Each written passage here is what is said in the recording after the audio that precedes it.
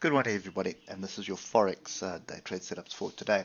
So if you look at the index market is starting to look like there is some sort of a top, and what that would equate to on Euro USD is that this is potentially a double top.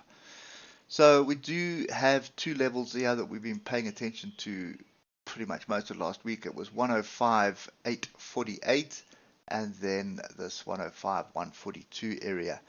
Have a look there, double top, looking like a double top here as well, below the 80. We haven't crossed over on, oh, we're about to cross over, it's very close. But, if you start looking at the lower time frames, there's one other thing you need to pay attention to, and that's that weekly trend line.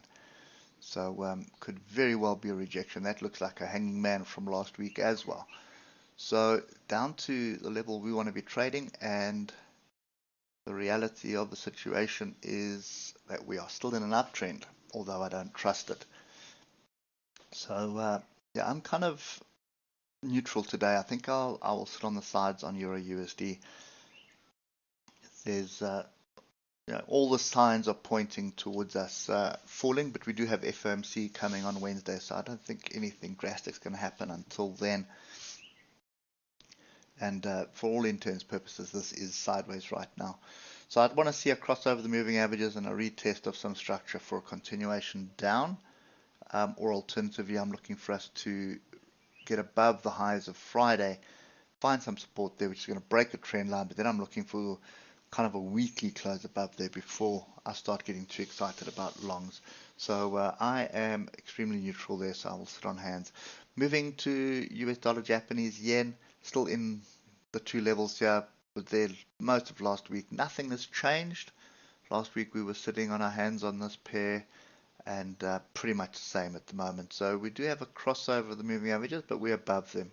So we're above and below the moving averages, and remember, whenever we are doing that, I have no interest in trading it. So this is another sit on hands. So dollar is clear sit on hands to me. Moving on to British pound, Japanese yen. Really messy week last week. You can see tails to the upside, tails to the downside. I'm not even going to try second guess where those levels are. Look at the grouping here. Again, above and below the moving averages. That's not something I want to be trading on the 8 hour. If we drill down to the 1 hour, upward trend, granted. So I should be looking to buy.